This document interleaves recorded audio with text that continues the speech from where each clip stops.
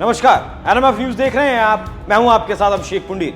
असदुद्दीन ओवैसी इस देश का वो नाम है जिसकी राजनीति ही हिंदुओं के विरोध से चलती है। भगवान राम की प्राण प्रतिष्ठा हो चुकी है, लेकिन ओवैसी अब तक इस बात को नहीं मान पाए हैं, इस बात पर यकीन नहीं कर पा रहे हैं। ओवैसी नहीं समझ पा रहे हैं कि अब कोई बाबर नहीं आएगा, अब कोई मुगल नहीं आएंगे जो राम मंदिर को तोड़कर फिर से मस्जिद खड़ी कर देंगे। हालांकि फिर भी वो कहते हैं कि ताकतें बरकरार रखो, मस्जिदों को आबाद रखो। ओवैसी के बयानों से ऐसा लगता है कि उनके जो मुगल पूर्वज यहाँ आए थे और उन्होंने जो तोड़फोड़ लूटपाट की थी वो जायज थी। ओवैसी को कहीं ना कहीं लगता है कि इतिहास बदलेगा और फिर से उनका शासन आएगा और फिर वो बदला लेंगे। तो ओवैसी साहब इस बात को जितना जल्दी समझ लें उतना ही सही रहेगा। और वो बात ये है कि जो पहले था वो आज वापस आया है और ये जो आज सच है वो कभी बदलने वाला नहीं है।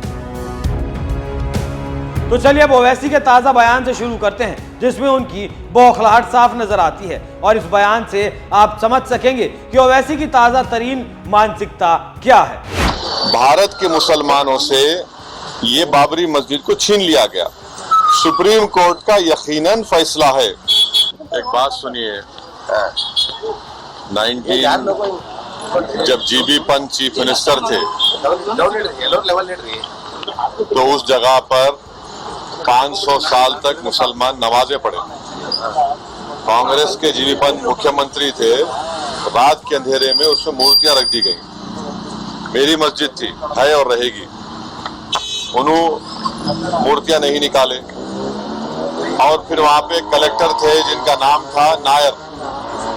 नायर साहब मस्जिद बंद करा के वहां पर पूजा शुरू कर दिए और 1950s में नायर साहब जनसंघ के पहले मेंबर ऑफ पार्लियामेंट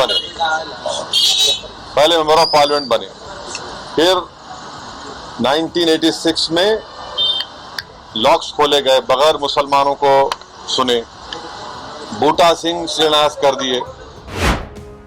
ओवैसी ने चुनौती देते हुए कहा कि बाबरी मस्जिद सिस्टमैटिक ढंग से भारतीय मुसलमानों से छीन ली गई, लेकिन ओवैसी इस बात को समझने के लिए तैयार नहीं है कि मंदिर को बाबर ने छीना था, मंदिर तोड़कर मस्जिद बनाई थी। लेकिन ओवैसी को तो मुसलमानों के वोट बटोरने हैं। ओवैसी का पूरा बयान भी आपको सुनवाऊंगा, लेकिन उससे पहले सुनिए कि ओवैसी को जवाब देते हुए वीएचपी ने क्या कहा है। इंडिया टुडे में छपी एक रिपोर्ट के मुताबिक ओवैसी को जवाब देते हुए वीएचपी के राष्ट्रीय प्रवक्ता विनोद बंसल ने सवाल किया और पूछा कि पिछले 500 सालों में क्या आपके पूर्वजों में से कोई भी अयोध्या आया है। ओवैसी ब्रिटेन से बैरिस्टर हैं, उन्होंने मस्जिद को बचाने के लिए अदालत का रुख क्यों नहीं किया।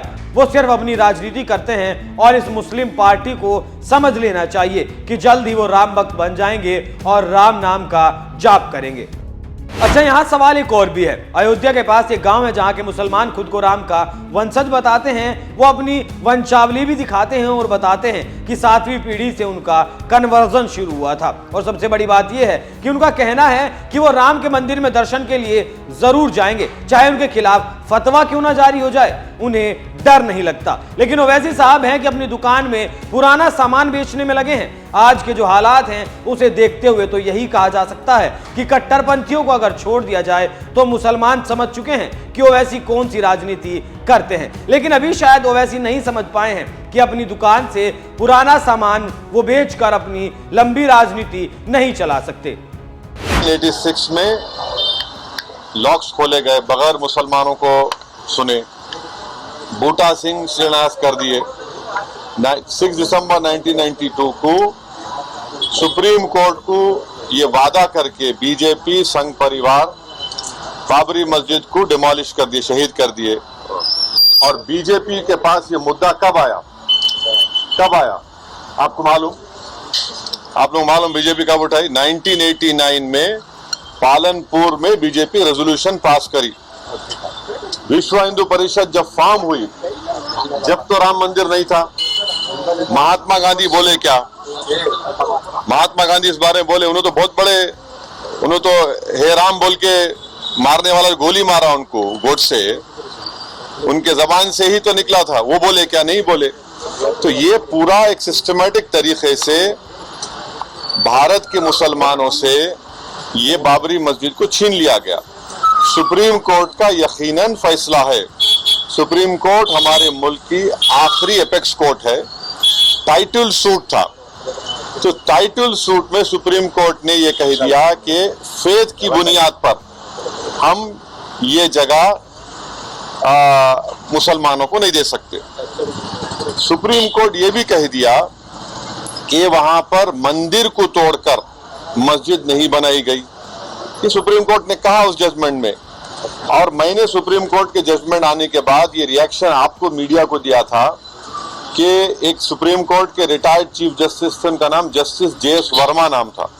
उन्होंने सुप्रीम कोर्ट के बारे में कहा था कि supreme court is supreme but not infallible.